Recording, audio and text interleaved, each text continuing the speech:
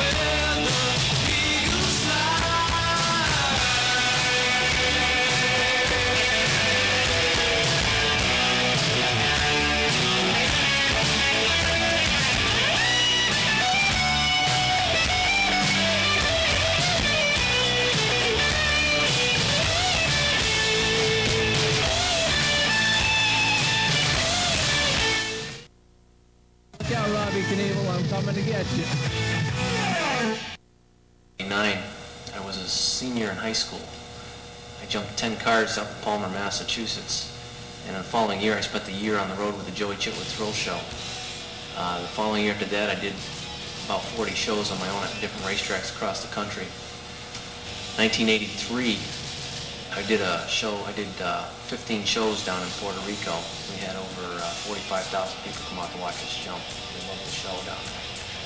1984, I got my first national TV coverage when I did a jump up over a roller skating rink and landed in a lake. We had gone up to the roller skating rink. I knew the owner up there, and there was a beach up there. We were hanging out and talking and stuff. I told him how the tour to Puerto Rico had gotten canceled that year, and he told me, why don't you do a jump here? And he was going to pay me on a percentage, so I wanted to think of something different and crazy that would draw a lot of people in. So I said, just jokingly, why don't you jump over the building? And I started laughing, everybody was cracking up and everything. I went outside and looked at it, and I was looking at it saying, that'd be a hell of a deal. So we got together with some engineers and stuff and built one heck of a ramp up over the building. Well, as you'll see on this one here, it was one heck of a deal. In an abandoned field near his home. He became known to the public in 1984 with a spectacular jump over a 65-foot restaurant into Forest Lake in Palmer, Massachusetts. I went up the takeoff ramp, and when I left, as soon as I left, I let go of the handlebars, and I looked down at the water like 3 times in the air, saying, I got to be hitting pretty soon, you know? It was just, I was in the air for so long, I never had so much time in the air. When Doug jumped 3 cars with the bicycle when he was 11 years old, it was the same. You take a motorcycle away from a person like Doug and you might as well take his arms off because you've taken away his soul. In 1985, Doug set the first of his world records with a death-defying 130-foot jump over 14 buses. As I came off the ramp, the front end started to come up high. I just kind of hung back and hung on really tight as I landed, and I slid right up to the wall, and I was so darn happy. I got off the bike, and I laid it down and started jumping up and down. But later that year, tragedy struck. As I went through a firewall, my bike exploded and blew the gas tank wide open and dumped all the gas right on my legs, and of course it was all on fire. It's probably the most horrifying experience I've ever been involved with, is being on fire and not being able to put it out. And the muscles were burned pretty badly, and I had to take about 2 months to learn how to walk again before I could do anything. By mid-1990, Doug was ready to attempt his comeback. He set his sights on a second world record, the 176-foot mark set by Gary Wells on a 250cc cycle in 1979. On June 16th, Doug lined up 25 cars here in Loudon, New Hampshire, and jumped over 181 feet, shattering the record.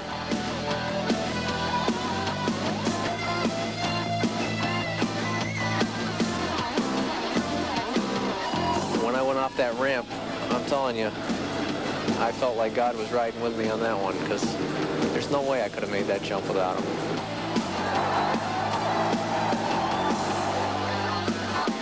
Today, however, Doug Danger faces his greatest challenge yet.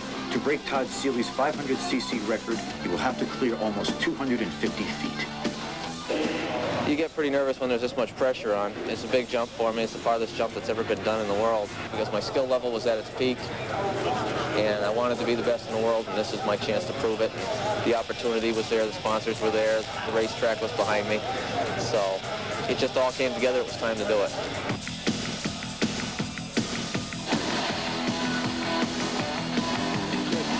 Well, the main thing I worry about is a very heavy headwind.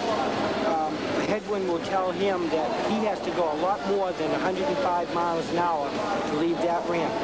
In order to break the world record of 246 feet, Doug must land beyond the last of the 42 cars. Ready to go. Okay, man. Hey, thanks for coming.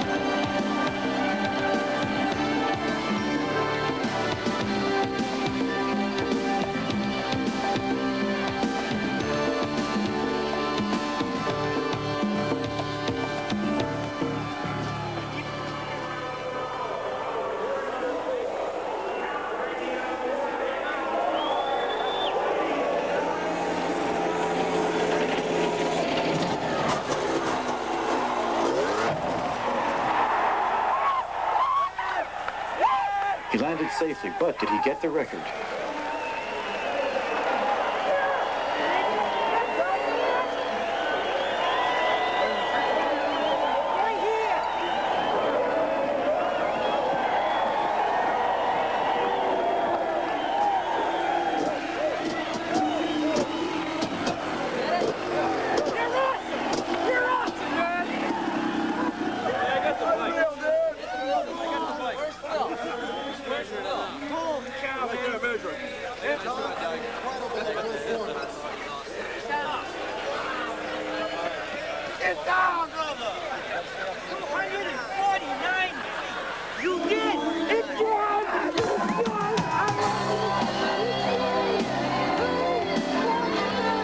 get it. It's just that I throttled going up the ramp, and the torque just pulled the bike sideways in the air. But I nailed the throttle just before I landed, and it was nice and smooth. It felt great.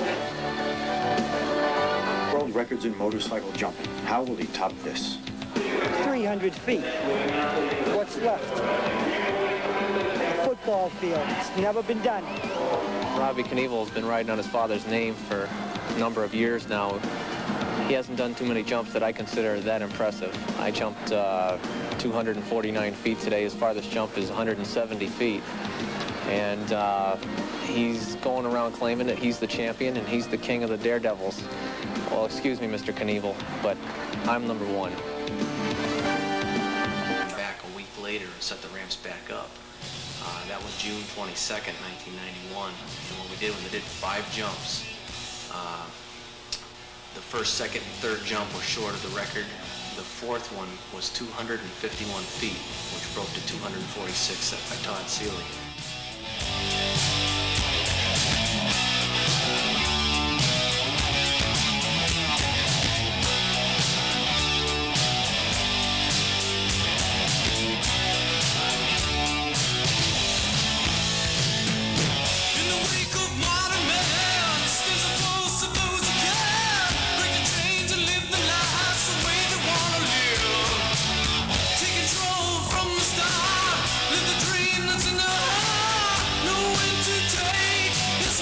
It was so close, 5 feet, it was so close that I didn't want to take a chance on any wrong spots being marked again. So I did one more jump and I added about 3 miles an hour to it. And when I did, I was doing over 100 miles an hour. We went 265 feet, but when I landed, my wrist broke on impact. So I took a little bit of a fall there. Just regret that they never tried to do all the things they want to do. They sit around getting up. I was doing what they're told. You've got to make your dreams come true. Like danger, tell the devil he's no stranger. Danger, reaching for the sky. Danger, knows that sooner or later. Ready to go do it. I wanted to do it for the public. So October 9th, we had the Chevy Dealers in New England 300 automobile race. It was going on at New Hampshire International Speedway, and they hired me to come back and do it at that time. We went up there, and I had to do some practice, and one thing that I should have learned about jumping in October in New England is the winds get extremely high. And I came off the ramp in practice at about 190 feet, and we had a strong headwind, and I came up about 15 feet short. Bounced me over the handlebars. I ended up breaking both of my legs. So we didn't get to do the show for the public for the world record.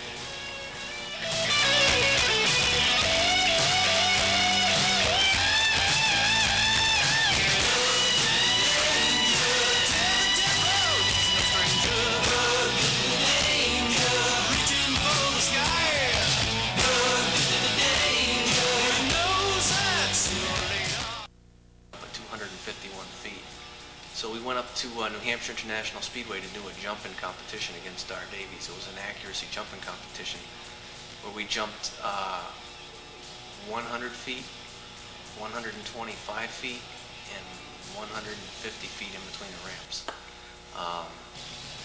You got 50 points for hitting the bullseye, and it was 1 point less for every foot away from the bullseye.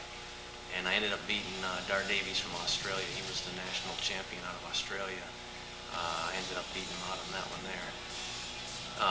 The works were going on a Knievel jump-off where you jump until you crash. Keep adding cars till somebody misses.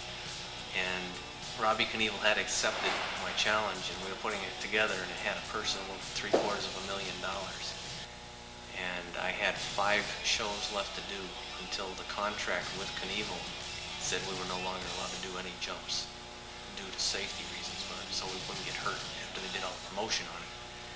And one of those jumps was Hudson Speedway in Hudson, New Hampshire, which turned out to be about my worst day at work I've ever had. I was only jumping 11 cars. I went a little too fast, and when I hit, my wrist broke, and I stuck the throttle wide open, and I went into the cement wall at about 65 miles an hour. I ended up in a coma for a month, and I had no memory of anything when I woke up. I had to learn everything all over again. And I'm very lucky I'm here today. I thank God for walking me through that. So, what you're going to see here now is the reason I tell you not to do this stuff at home. I'm very lucky to be alive.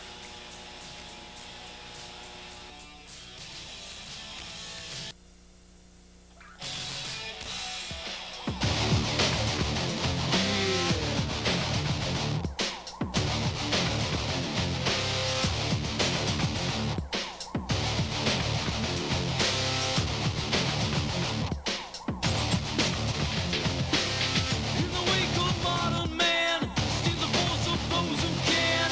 Break the chains and live their lives where they wanna live. Take control from the start, with a dream that's in their heart. Know when to take, as well as give. 'Cause I reach for the sky, it's do or die. Laugh in the eyes of danger, I live for the day. Live my own way, stare in the face of danger. Yeah. Let's bring that shit up. There are those who place a bet. There are those who just regret that they never tried to do all the things they wanna do.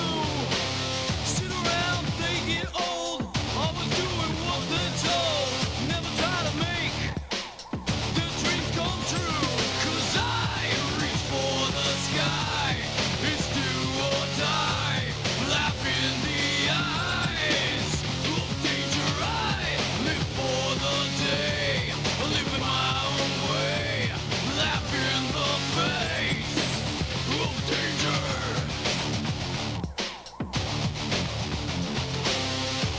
You're dangerous on your ass.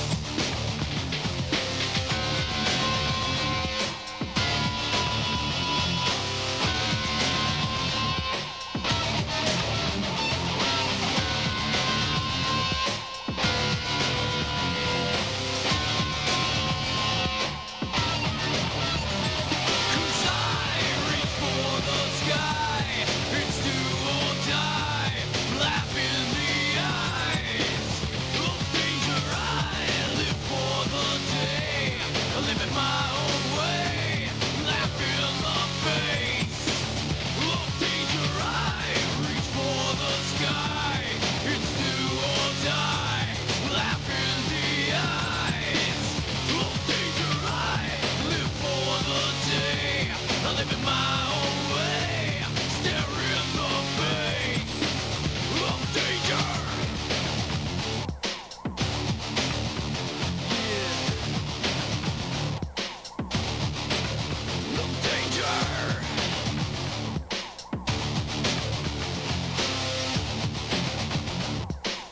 Let's bring that shit down.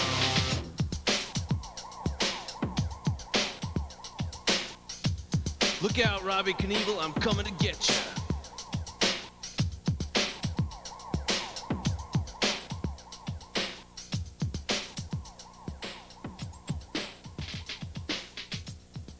Hope you've enjoyed what you've seen here on this video. But if you think this was spectacular, wait till you see what I'm going to do tomorrow.